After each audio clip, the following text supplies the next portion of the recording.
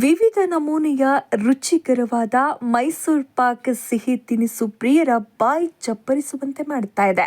ಜನಪ್ರಿಯ ಸಿಹಿ ಅಂಗಡಿಯ ಮಾಲೀಕರು ಹಳೆಯ ಮೈಸೂರು ಪಾಕ್ಗೆ ಹೊಸತನ ನೀಡುವ ಮೂಲಕ ತಮ್ಮದೇ ಆದ ಸ್ವಾದಿಷ್ಟತೆಯನ್ನ ಬೆರೆಸಿ ಮಾರಾಟ ಮಾಡ್ತಾ ಇದ್ದಾರೆ.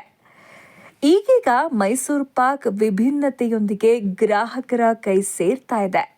ಆದರೂ ಹಳೆಯ ಕಾಲದ ಆ ಹೊತ್ತಿನ ಮೈಸೂರು ಪಾಕನ್ನು ಇಷ್ಟಪಡುವ ಜನರಿಗಾಗಿ ಅದೇ ರುಚಿಯಲ್ಲಿ ನೀಡುವ ಪ್ರಯತ್ನವನ್ನು ಕಾಕಾಸುರ ಮಾದಪ್ಪನ ವಂಶಸ್ಥರು ಮಾಡುತ್ತಲೇ ಬರ್ತಿದ್ದಾರೆ. ಮೈಸೂರು ಪಾಕ್ ಈಗಾಗಲೇ ಮೈಸೂರನ್ನ ಮಾತ್ರವಲ್ಲ, ದೇಶವನ್ನೇ ದಾಟಿ ಹೊರಹೋಗಿ ಸ್ವಾದಿಷ್ಟತೆಯಿಂದ ವಿಶ್ವದಾದ್ಯಂತ ಪಸರಿಸಿದೆ. ತನ್ನದೇ ಆದ ಖ್ಯಾತಿಯನ್ನ ಹೊಂದಿರುವ ಈ ತಿನಿಸು ಇವತ್ತು ನಿನ್ನೆ ತಯಾರಾದ ಸಿಹಿ ತಿನಿಸು ಅಲ್ಲವೇ ಅಲ್ಲ. ಮೈಸೂರು ಮಹಾರಾಜರ ಕಾಲದ್ದು ಅನ್ನೋದೇ ನಮ್ಮೆಲ್ಲರಿಗೂ ಹೆಮ್ಮೆಯ ವಿಷಯವಾಗಿದೆ. ನಿಜ ಹೇಳಬೇಕು ಅಂದರೆ ಇವತ್ತು ನಾವು ಸೇವಿಸುವ ಮೈಸೂರು ಪಾಕ್ ಅವತ್ತಿನ ಮೈಸೂರು ಪಾಕ್ ಅಲ್ಲವೇ ಅಲ್ಲ. ಆ ಹೊತ್ತಿನ ಮೈಸೂರು ಪಾಕ್ ರೂಪಾಂತರಗೊಂಡಿದೆ. ಮೈಸೂರು ಪಾಕನ್ನು ತಯಾರಿಸಿದ ವಂಶಸ್ಥರ ಸಿಹಿ ತಿಂಡಿಯ ಅಂಗಡಿ ಇಂದಿಗೂ ಕೂಡ ಮೈಸೂರಿನಲ್ಲಿ ಇದ್ದು, ಅವತ್ತಿನ ಮೈಸೂರು ಪಾಕ್ ಇವತ್ತಿಗೂ ದೊರೀತಾ ಇರೋದು ವಿಶೇಷವಾಗಿದೆ. ಇನ್ನು ಅವತ್ತಿನ ಮೈಸೂರು ಪಾಕ್ ಇವತ್ತಿಗೂ ಎಲ್ಲಿ ದೊರೀತಾ ಇದೆ ಎನ್ನುವ ಮೊದಲು ಮೈಸೂರು ಪಾಕ್ ಬಗೆಗೆ ಒಂದಷ್ಟು ಹೇಳಲೇಬೇಕಾಗತ್ತೆ.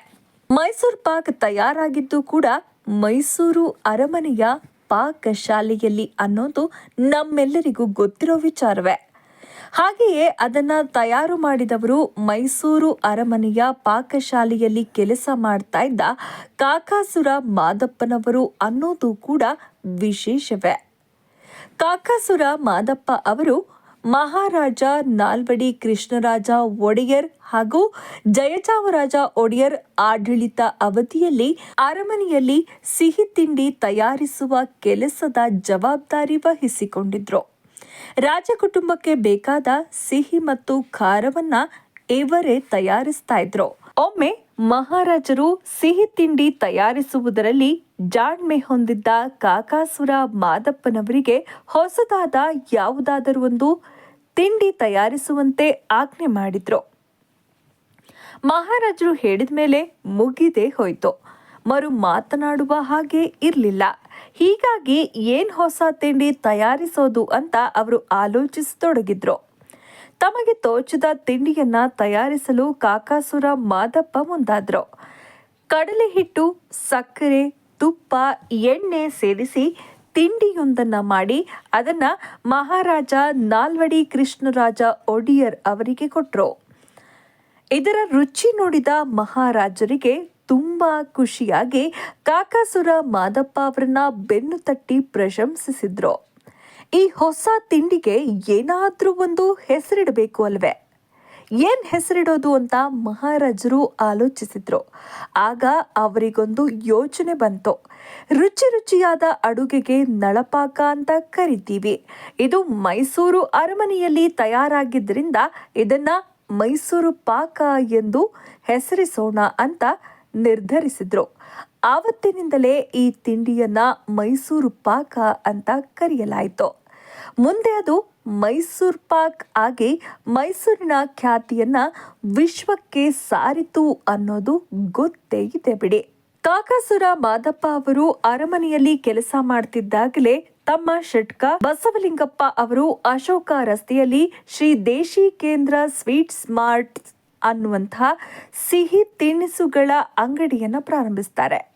ಅದು ಅಂದಿನ ಕಾಲದಲ್ಲೇ ಪ್ರಸಿದ್ಧವಾಗಿತ್ತು. ಕೆಲ ವರ್ಷಗಳ ನಂತರ ಆ ಅಂಗಡಿಯನ್ನ ಬಸವಲಿಂಗಪ್ಪ ಅವರಿಗೆ ಬಿಟ್ಟುಕೊಟ್ರು. ನಂತರ ಮಾದಪ್ಪ ಅವರ ಪುತ್ರ ಬಸವಣ್ಣ ಅವರು ಸಯಾಜಿರಾವ್ ರಸ್ತೆಯಲ್ಲಿರುವ ಚಿಕ್ಕ ಗಡಿಯಾರದಲ್ಲಿ ನಗರ ಪಾಲಿಕೆಗೆ ಸೇರಿದ ದೇವರಾಜ ಮಾರ್ಕೆಟ್ಗೆ ಹೊಂದಿಕೊಂಡಂತಿರುವ ಮಳಿಗೆಯಲ್ಲಿ 1954ರಲ್ಲಿ ಗುರು ಸ್ವೀಟ್ ಮಾರ್ಟ್ ಎಂಬ ಸಿಹಿ ತಿನಿಸಿನ ಅಂಗಡಿಯನ್ನು ತೆರೆದ್ರು. ಸಂಪೂರ್ಣ ಮರದಿಂದಲೇ ಮಾಡಿದ್ದ ಆ ಚಿಕ್ಕ ಅಂಗಡಿಯಲ್ಲಿ ಗುರು ಸ್ವೀಟ್ಸ್ ಮಿಠಾಯಿ ಅಂಗಡಿ ಚಿಕ್ಕ ಚಿಕ್ಕದಾಗಿ ಆರಂಭಗೊಂಡು ಆ ಅಂಗಡಿಯ ಸಿಹಿ ತಿಂಡಿ ಹಾಗೂ ಮೈಸೂರು ಪಾಕ್ಗೆ ಮಾರು ಹೋದ ಗ್ರಾಹಕರು ಸಿಹಿ ತಿಂಡಿ ಖರೀದಿಸಲು ಸಾಲುಗಟ್ಟಿ ನಿಲ್ಲುವಂತೆ ಆಯಿತು.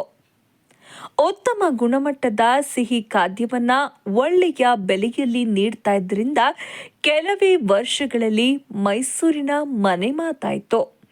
ಇವತ್ತಿಗೂ ಮೈಸೂರು ನಗರದಲ್ಲಿರುವ ಗುರು ಸ್ವೀಟ್ಸ್ಗೆ ಜನ ಆಗಮಿಸಿ ವಿಶೇಷವಾಗಿ ಮೈಸೂರು ಪಾಕನ್ನ ಖರೀದಿಸೋದನ್ನ ಕಾಣಬಹುದಾಗಿದೆ. ಅದು ಏನೇ ಇರಲಿ, ಇವತ್ತಿನ ತಲೆಮಾರಿನವರಿಗೆ ಮೈಸೂರು ಪಾಕ್ ಗೊತ್ತಿದೆ. ಆದರೆ ಅದು ತಯಾರಾಗ್ತಾ ಇದ್ದರ ಹಿಂದಿನ ಕತೆ ಹೆಚ್ಚಿನವರಿಗೆ ಗೊತ್ತಿಲ್ಲ. ಹೀಗಾಗಿ ಮೈಸೂರು ಪಾಕ್ ಹುಟ್ಟಿದ ಕಥೆಯನ್ನ ಇಲ್ಲಿ ಹೇಳುವ ಪ್ರಯತ್ನವನ್ನ ಮಾಡಿದ್ದೀವಿ. ನೀವೇನು ನಮ್ಮ ಚಾನೆಲ್ ಅನ್ನ ಸಬ್ಸ್ಕ್ರೈಬ್ ಆಗದೇ ಇದ್ರೆ ಕೂಡಲೇ ಸಬ್ಸ್ಕ್ರೈಬ್ ಮಾಡಿ, ವಿಡಿಯೋ ಹೇಗಿತ್ತು ಅಂತ ಕಮೆಂಟ್ ಮಾಡಿ. ಧನ್ಯವಾದಗಳು.